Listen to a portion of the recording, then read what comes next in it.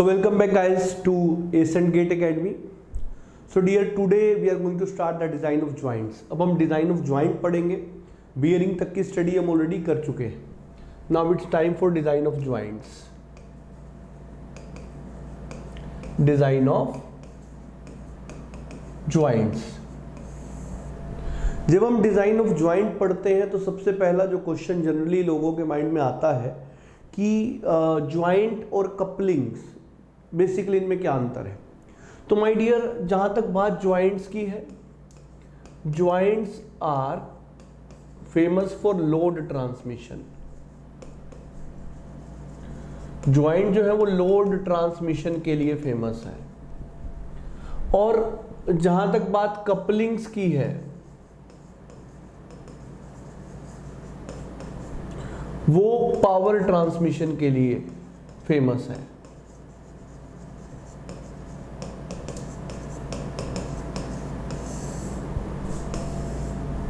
Joints are famous for load transmission and couplings are famous for power transmission. And my dear, ये जो joints होते हैं basically दो तरीके के होते हैं. पहले होते हैं टेम्पोरेरी ज्वाइंट्स और दूसरे होते हैं परमानेंट ज्वाइंट्स.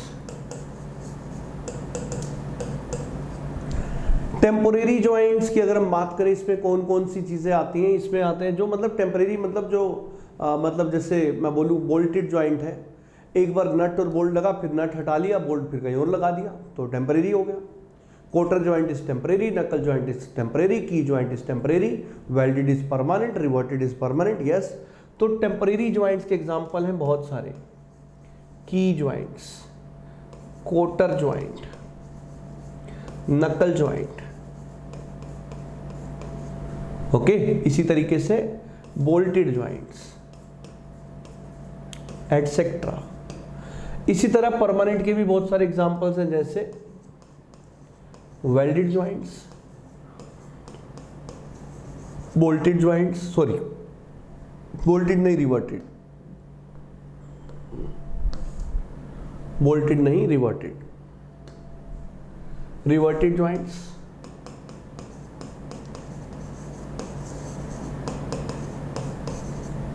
और कौन से हो सकते हैं? वेल्डेड हो गए, रिवर्टेड हो गए. और कौन कौन से हो सकते हैं? Brazed joints, soldered, etcetera.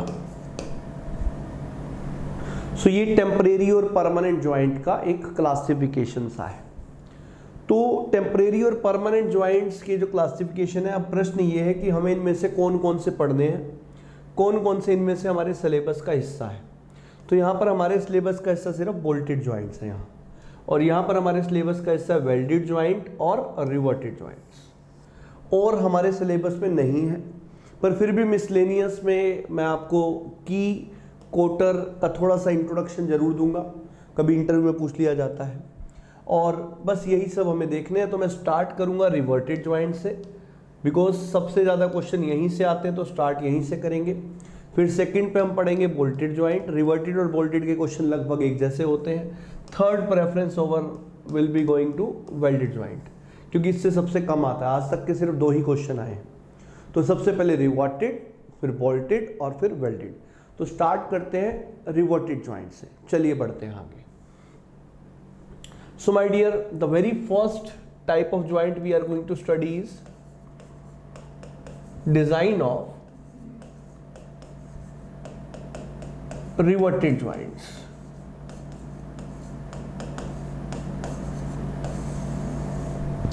अगर हम डिजाइन ऑफ रिवर्टेड जॉइंट्स की बात करें, सबसे पहले हमें देखना होगा रिवर्ट होता क्या है. Revert is like this.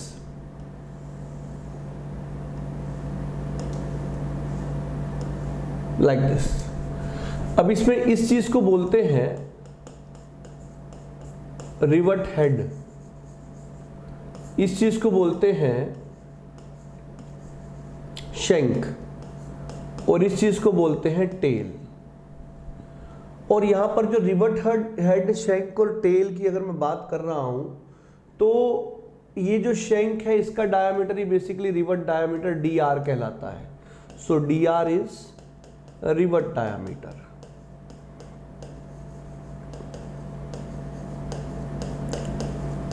Okay, so dr is revert diameter. और इसके बाद अगर मैं आपको ये दिखाऊं कि रिवर्टेड जॉइंट बनते कैसे हैं, सो माय डियर सबसे पहले ये रही आपके पास एक प्लेट, ये रही दूसरी प्लेट, और अब इन दोनों प्लेट को ऐसे रखने के बाद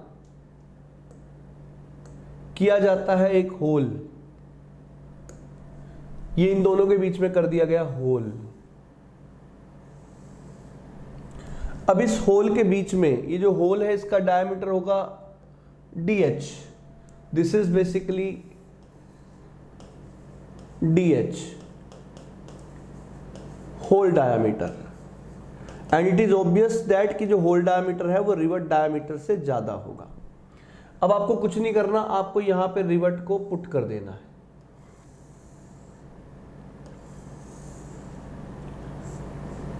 ऐसे।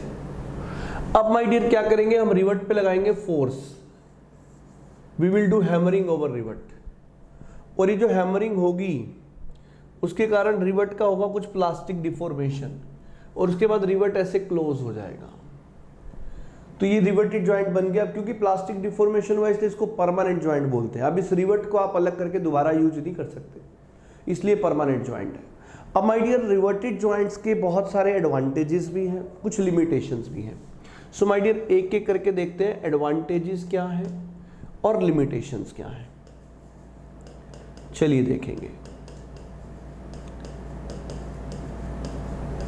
जहां तक एडवांटेजेस की बात है तो सबसे पहला एडवांटेज है कि दो डिफरेंट मटेरियल्स की प्लेट को भी हम ज्वाइन कर सकते हैं, क्योंकि रिवर्ट को इस बात से कोई मतलब नहीं है दोनों सेम मटेरियल की है कि डिफरेंट मटेरियल की। So different material plates can be joined.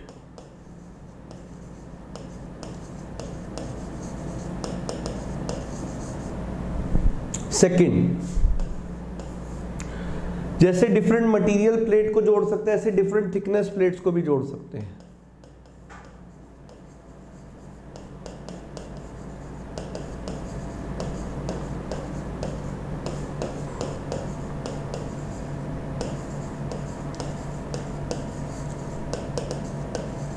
Different thickness plates can be joined. With thickness से भी रिवर्ट को कोई मतलब नहीं है।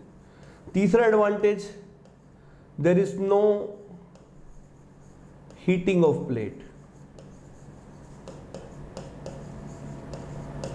तीसरा एडवांटेज है कि प्लेट हीट नहीं हो रही, तो there is no heat affected zone, जो कि वेल्डिंग में देखने को मिलता है। समझ गए? This is the third advantage. और अगर हम यहाँ पे बात कर रहे हैं, भाई ऑब्वियस सी बात है कोई थर्मल है ही नहीं, कोई हीट का इफेक्ट है ही नहीं, तो ऑब्वियस सी बात है ये एक एडवांटेज ही तो हुआ, है ना। और अब अगर हम बात करें लिमिटेशन क्या क्या है, तो लिमिटेशन ये है माय डियर, पहली बात तो रिवर्ट को प्लेट में डालने के लिए प्लेट में होल करना पड़ता है, तो इससे स्ट्रेंथ ऑफ प्लेट रिड्यूस हो जाती है। तो strength of plate is getting reduce. अब माय डियर प्लेट फेल हो या रिवर्टेड ज्वाइंट तो फेल ही कहलाएगा ना। तो प्लेट वीक हो गई तो भी ज्वाइंट वीक हो रहा है, रिवर्ट वीक होता है तो भी ज्वाइंट वीक होता है। दूसरा माय डियर, जैसे आपने होल किया है, रिवर्ट डाला है, तो लीकेज के भी चांसेस कहीं ना कहीं रहते हैं। तो लीकेज के चांसेस भी रहते हैं, ये सेकंड लिमिटेशन है। अब इस लीकेज के चांसेस को अवॉइड करने के लिए इसको रिवर्ट को प्रॉपरली पैक या बंद किया जाता है। उसको क्लोज करने के लिए हम दो तरह के टूल्स यूज करते हैं। एक इस तरह का टूल होता है जो कि फ्लैट एंड है, दूसरे वाले का शार्प एंड होता है। तो ये जो दो तरह के हम यूज करते हैं, इसको यूज किया जाता है फुलरिंग के अंदर, और इसको यूज करते हैं कॉल्किंग में। मतलब जब आप इसको क्लोज करने के लिए इस रिवर्ट को पूरी तरीके से, ताकि लीकेज नहीं हो, अगर आप फ्लैट वाले एंड वाले टूल को यूज कर रहे हैं तो इस ऑपरेशन को फुलरिंग बोलते हैं, शार्प वाले एंड को यूज कर रहे हैं तो इसको कॉल्किंग बोलते हैं। समझ गए? तो ये थोड़ा सा रिवर्ट के बारे में था, थोड़े से उसके एडवांटेजेस थे, थोड़े से लिमिटेशन थे। अब हम रिवर्टेड जॉइंट को क्लासिफाई करते हैं। चलिए, सो लेट अस से द क्लासिफिकेशन। सो क्लासिफिकेशन 3 तरह का है, एक समय पे तीनों तो नहीं देख पाएंगे, एक एक करके देखते हैं। पहला जो क्लासिफिकेशन है वो है based on how the plates are joint.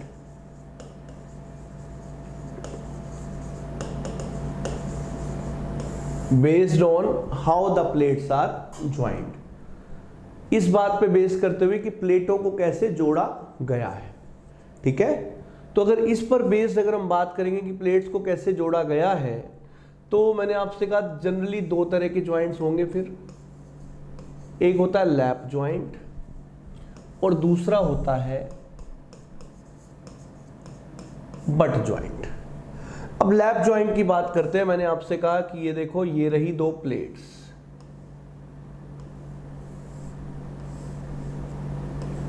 In 2 plates में किया गया DH का होल।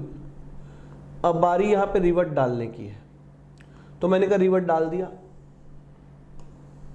पर रिवट का डायमीटर कम होता है इसलिए उसको ऐसे दिखाएंगे।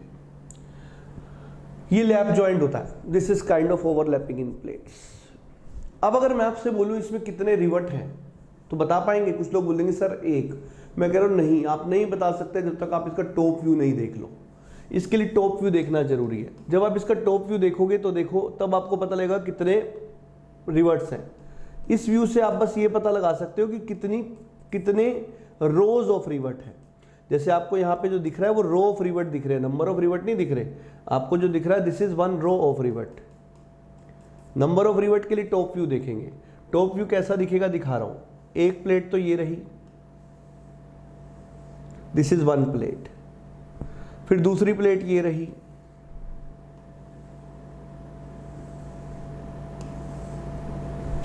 और रिवर्ट की बात करेंगे तो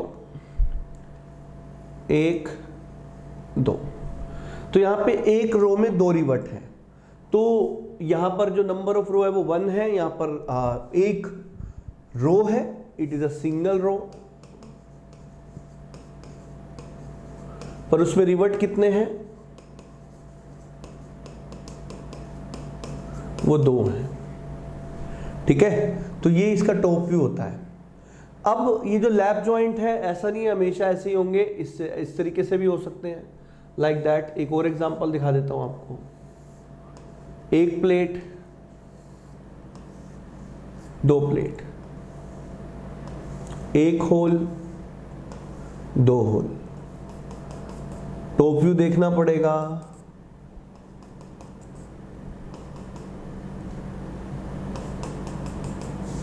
तो ये एक प्लेट बना देते हैं, ठीक है। फिर ये दूसरी प्लेट बना देते हैं,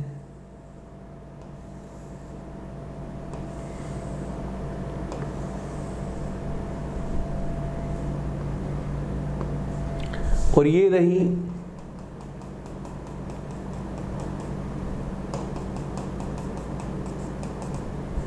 रो ऑफ रिवर्ट्स।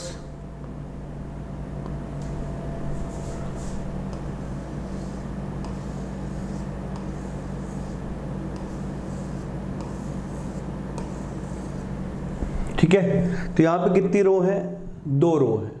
और यहां पर अगर मैं ऐसे रिवर्ट्स को बनाता तो ऐसे बनाता,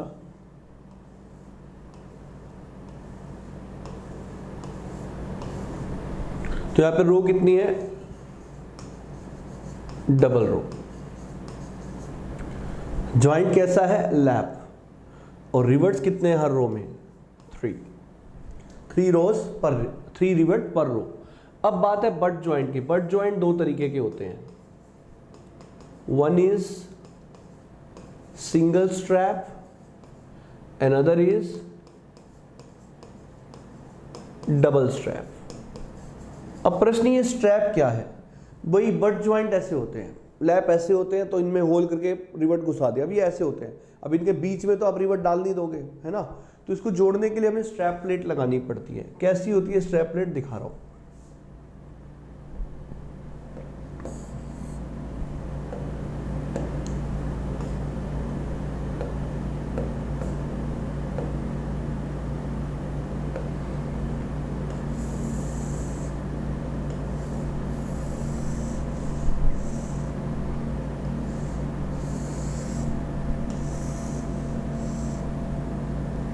ओके, सॉरी मैंने फिर लैब ही बना दिया लगता है, तो चलिए कोई बात नहीं। बट इज लाइक दिस,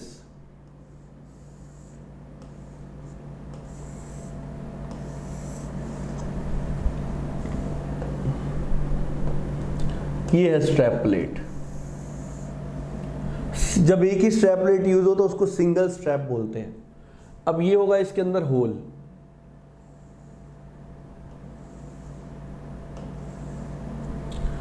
अब इसका टॉप व्यू भी साथ साथ देख लेते हैं भैया।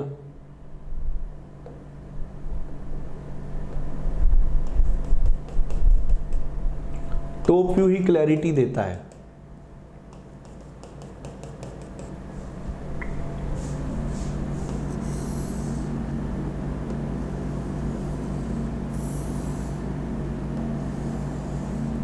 एक प्लेट,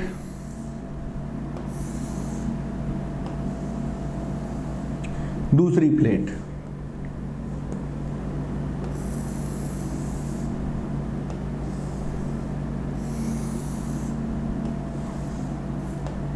ये स्ट्रैप प्लेट,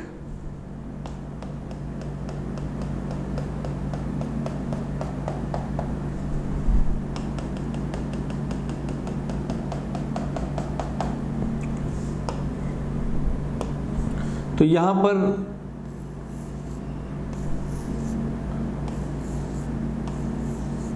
इस तरीके से रिवर्ट को ऐसे दिखाएंगे।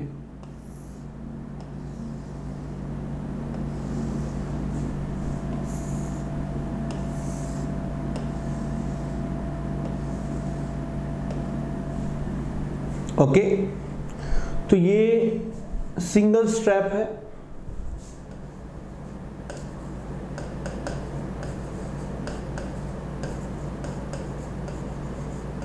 सिंगल स्ट्रैप, और दो प्लेट्स ऐसे हैं, तो ज्वाइंट कौन सा है? But joint.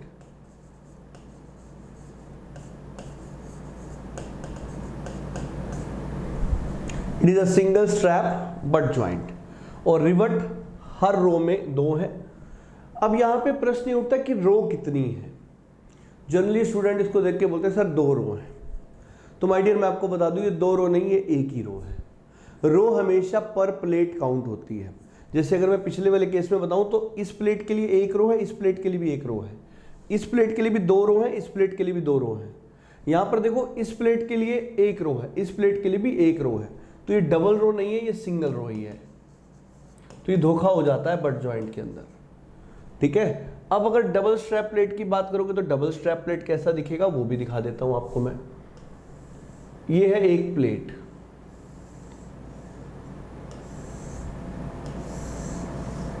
ये है दो प्लेट। इनके टॉप व्यू के लिए पहले से ही काम कर लेते हैं अपन।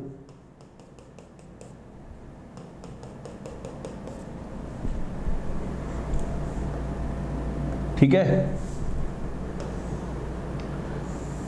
ये हो गई एक स्ट्रैप प्लेट, ये हो गई दूसरी स्ट्रैप प्लेट, ठीक है। अब यहां पर होगा एक होल, दूसरा होल, ओके।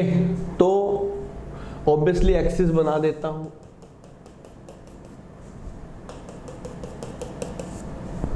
अब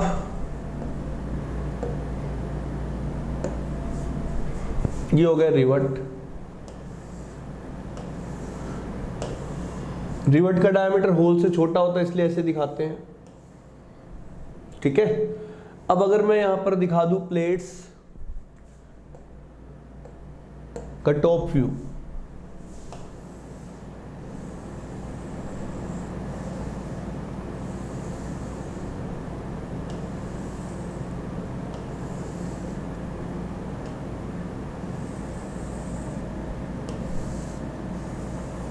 लाइक दिस। अब इसमें बनाने हैं रिवर्ट।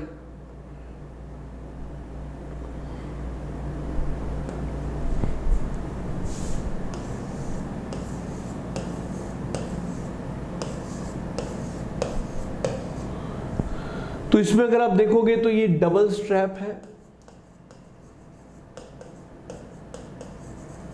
हर प्लेट में रो कितनी है, सिंगल, डबल भी बना सकते थे, सिंगल रो है ना, बट ज्वाइंट।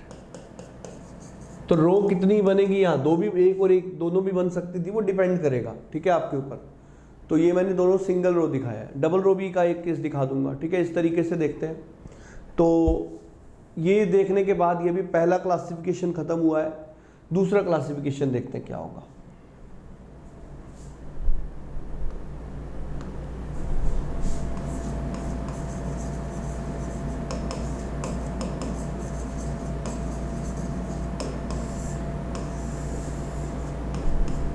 सेकंड इज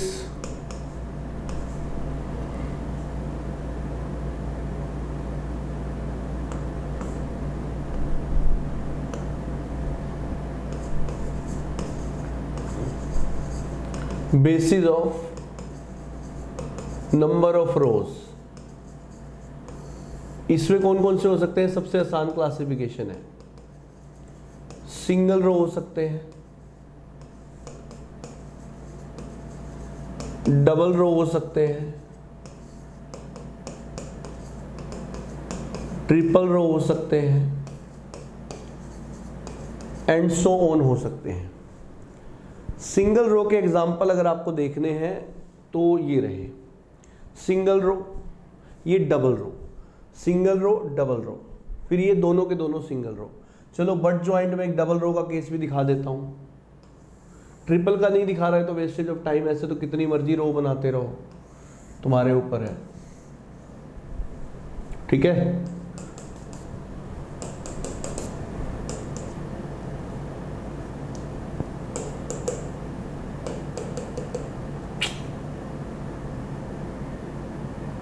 इसको यहीं तक रखते हैं,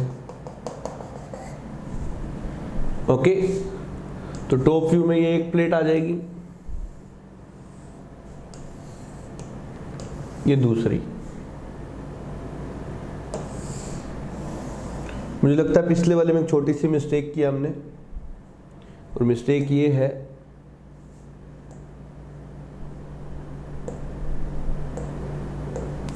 ये नहीं बनाना था,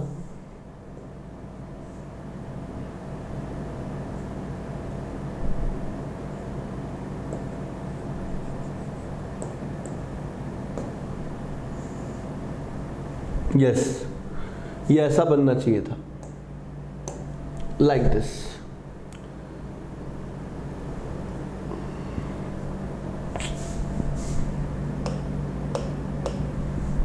इसमें देखो, it should be like this,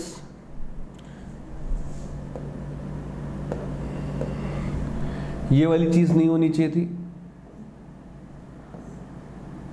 और ये ऐसा होना चाहिए था।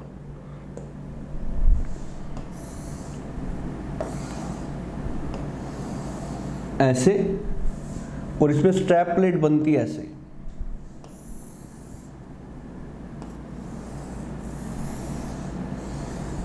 Like this, okay. So I have corrected it, hope आप समझ गए होंगे। अब इसको देखते हैं। इसमें मैंने कहा सिंगल स्ट्रैप है, तो सिंगल स्ट्रैप को भी बना ही लेते हैं साथ साथ, ताकि गलती हो ही ना। अब इसके अंदर हम डबल रो बनाने चले हैं। पहली रो ये रही,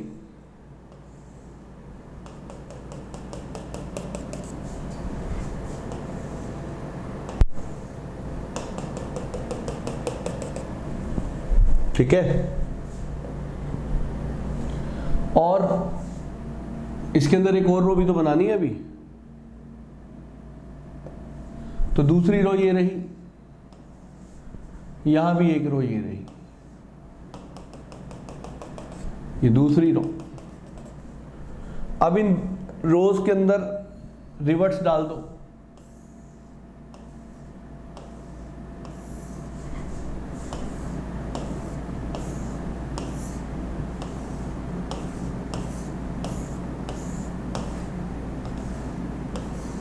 लाइक दिस, 1 2 3 4, 1 2 3 4, 1 2 3 और 4।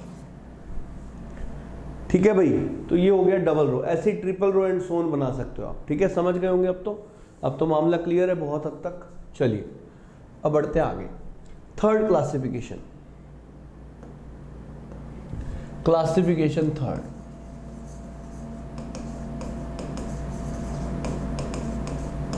that is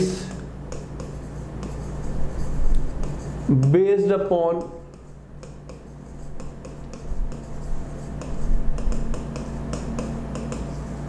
type of reverting.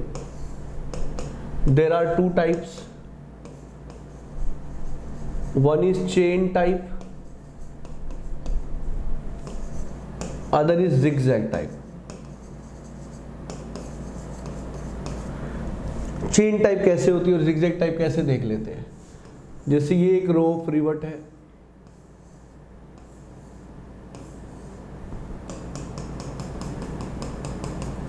ये दूसरी रो ऑफ रिवर्ट है।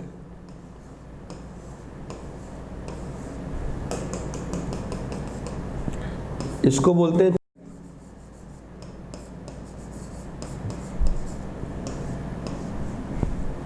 अब जिगजैग टाइप देख लो।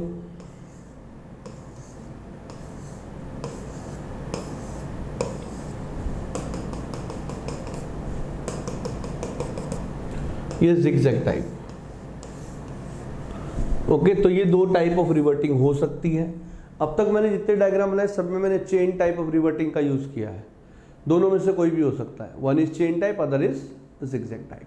चलिए, तो ये क्लासिफिकेशन पूरा हुआ रिवर्टेड जॉइंट्स का। अब देखते हैं टर्मिनोलॉजीज। चलिए बढ़ते हैं आगे।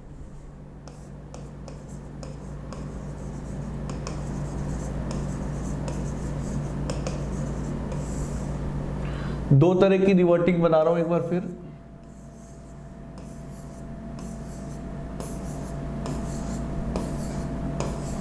ये कौन सी है?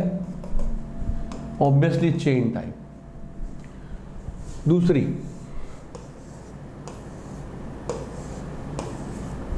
ये कौन सी है? Zigzag type.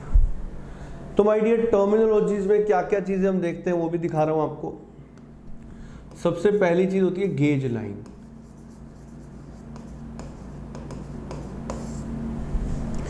ऐसी लाइन जो सारे रिवर्ट्स के सेंटर से पास करे, ऐसी लाइन जो सारे रिवर्ट्स के सेंटर से पास करे, ऐसी लाइन को गेज लाइन बोलते हैं। तो ये वाली लाइन गेज लाइन है।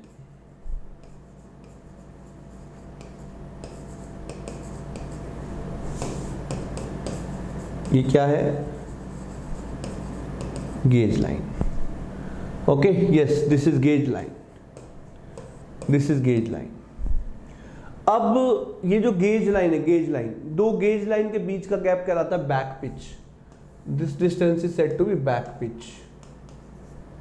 सो second is back pitch.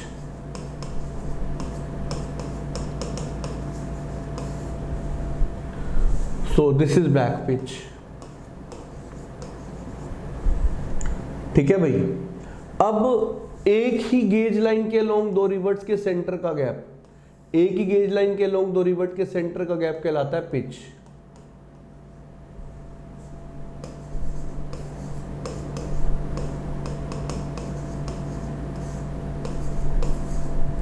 Fourth one is diagonal pitch.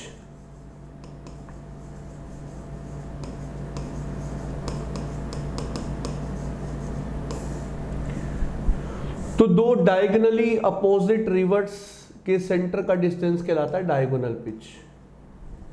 दो diagonally opposite.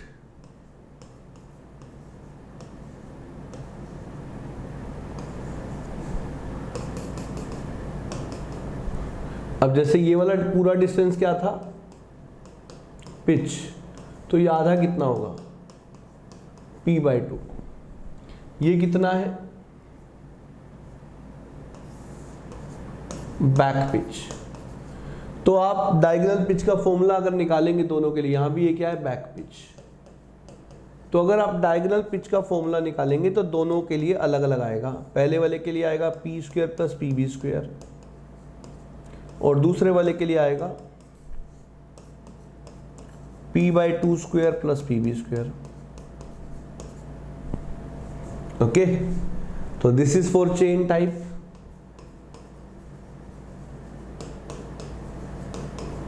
This is for zigzag type,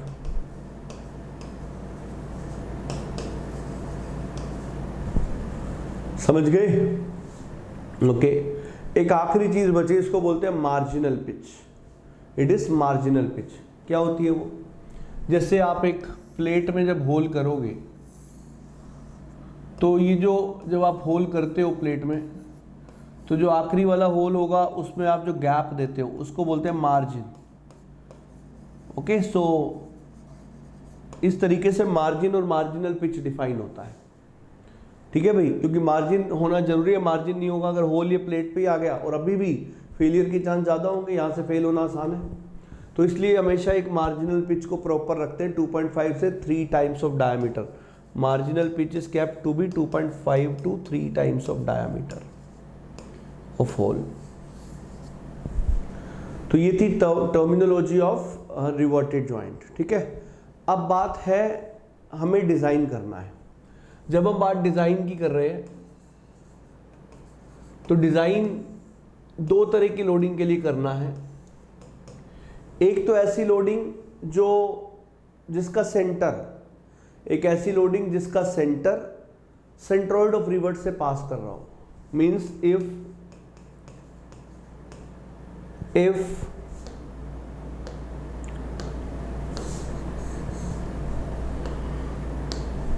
line of action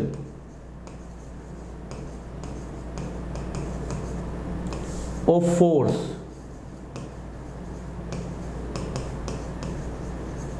is passing through the CG or centroid of reverts। दूसरी loading होती है, इसको बोलते हैं eccentric loading.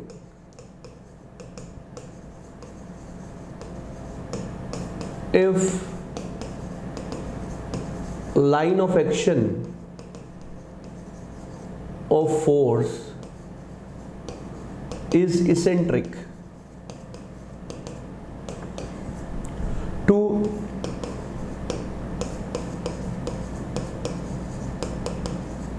CG और centroid of reverts.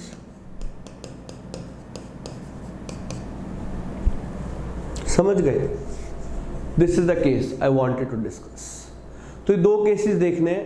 पहले देखेंगे हम ये वाला केस, फिर दूसरा देखेंगे सेंट्रिक लोडिंग। गेट के लिए ज्यादा कौन सा इंपॉर्टेंट है? Obviously centric loading. मतलब अब ये मान के चलो कि यहां से एक क्वेश्चन श्योर शॉर्ट होता है। अब वो कभी कभी समटाइम्स यहां से आ जाता है। जैसे आज तक की फ्रीक्वेंसी बताऊं तो यहां पे आज तक सिर्फ एक बार आया है, बाकी हर बार क्वेश्चन यहीं से आया है। ये रिवर्टेड से भी बनता है, ये वोल्टेड से भी बनता है। ठीक है, तो इसेंट्रिक लोडिंग रिवर्टेड में भी होगी, वोल्टेड में भी होगी। तो हम इसेंट्रिक लोडिंग के एक केस को रिवर्टेड में पढ़ेंगे और बाकी दो केसेस को वोल्टेड में पढ़ेंगे। ठीक है, तो ऐसा इसलिए नहीं तो भाई वही है कि एक चैप्टर बहुत बड़ा हो जाएगा, बाकी छोटे छोटे हो जाएंगे, क्योंकि मेजोरिटी तो इसेंट्रिक लोडिंग ही हमें पढ़नी है, जो पढ़नी है, क्योंकि मेजोरिटी पार्ट है यही। ठीक है, तो चलिए देखते हैं। अब तक तो हम जो इंट्रोडक्टरी पार्ट देख रहे थे, अब हम देखेंगे पहले ये वाला डिज़ाइन और फिर ये वाला डिज़ाइन। चलिए बढ़ते हैं आगे।